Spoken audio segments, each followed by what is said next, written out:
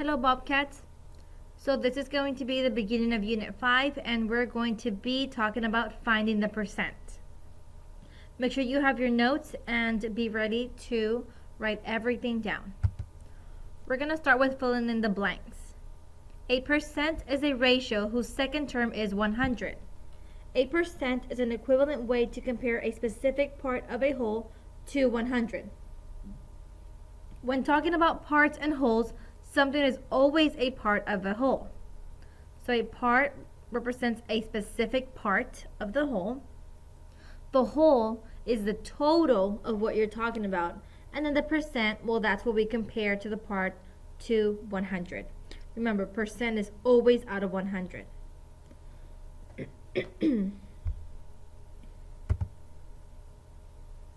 So, in a survey of 50 people at Scoop's ice cream shop, 10 people said that their favorite ice cream flavor was vanilla. What percent of the people said that their favorite flavor was vanilla? Okay, so the first question is asking for the whole. So it says here that in a survey, 50 people. So 50 people, 50 is my whole. Then what is my part? Well, 10 people of the 50. So 10 would be my part. And then remember, how can we find the percent? Always remember that percent is out of 100.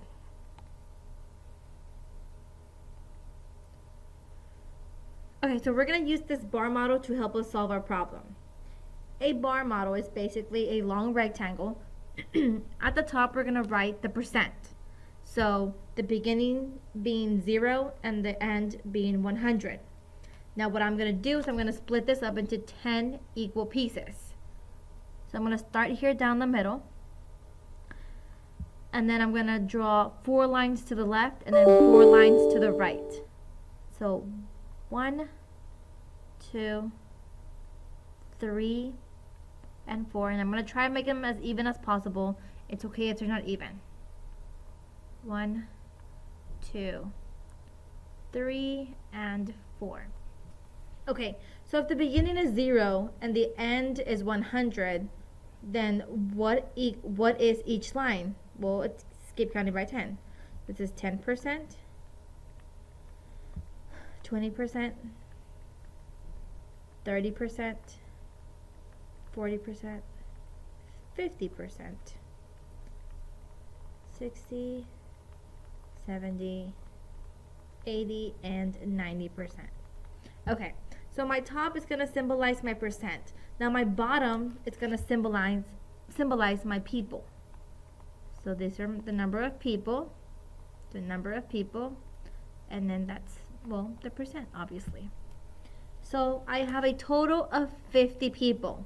So 100 is my total, so my 50 is going to go down here, because that's my total. And 0. Now I have to split up the 50 into 10 evenly. So I can divide 50 divided by 10. Well, that gives me 5.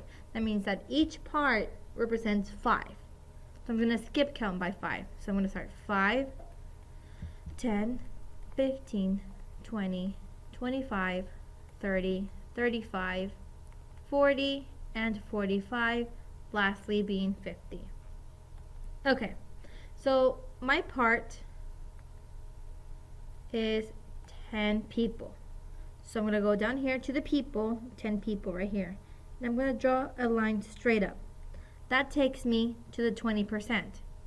So what percent of the people said that their favorite flavor was vanilla? What's clear that my answer is 20%. So 20% chose vanilla. Okay, and that's how we use our bar models to help us find the percent of a whole. Okay, let's try another example. In a fruit survey, 180 out of the 300 students chose apples as their favorite fruit. What percent of the students chose apples as their favorite fruit? Okay, again, percents. 0 to 100. Split it into 10 pieces. Let me choose a different color. 10 slots. It makes it easier for us. 1 down the middle, 4 to the left, and then 4 to the right.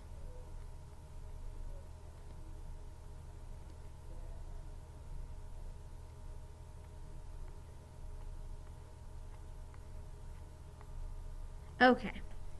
Now, the first question you should ask yourself is, what is the whole? Well, look here. 180 out of the 300 students. So, 300 would be our whole. And then my part would be the 180. Okay? Remember, at the bottom, we're going to write the number of students. So, we're going to write S for students. And it's going to go from 0 to 300 because 300 is my whole. Okay, so now I have 300 that I have to split evenly into 10 because I have 10 slots. So if I divide 300 divided by 10, well, that gives me 30. That means that each slot is 30 students. So 30, 60, 90, 120, 150, 180, 210, 200, and then 270. Alright, so now that I split those up evenly, I'm going to split the top evenly too. 10, 20, these are percents, don't forget that. 30%, 40%. Okay, now that you have your whole bar model filled out, now you can look at the part. So 180 students. So you're going to find under students 180. It's right here. You're going to go up the line and it matches 60%. So what percent of the students chose Apple? Well, that is 60% of the students chose Apple.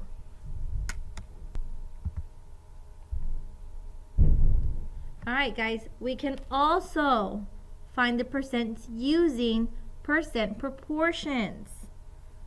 Okay? In the percent proportions, we're going to always write the part here, the whole, and then it's always going to be the 100% down here, and then the percent part. Okay, make sure you copy that. That's very, very important. And in the percent proportions, the percent and the part should always represent the same thing. So we're going to always have the part and the part of the percent on top as the numerators, and then the whole and then the 100 as the denominators. Okay, so now let's answer the same question, but now instead of using a bar model, we're going to be solving it using a proportion. So again, our whole was the 50 people. Okay, our part, it was the 10 people, because we know that 10 people out of the 50, so that's the part. And then we're finding the percent. So we set up, remember, our whole is going to go down here. Our part, it's going to go as a numerator. Now, this side is the percent side. So percent is always out of 100. So now we do what we learned. We find our scale factors. 50 times what gives me 100? Well, times 2. So what I do to the bottom, I do to the top. So 10 times 2 gives me 20. So my answer is 20%. Okay? Same thing. You're still finding scale factors. If you can't find a scale factor, then you simplify and then you look for a scale factor.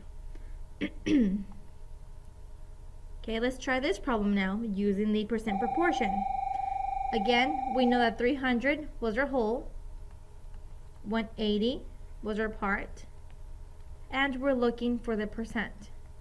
Okay, this is my percent side.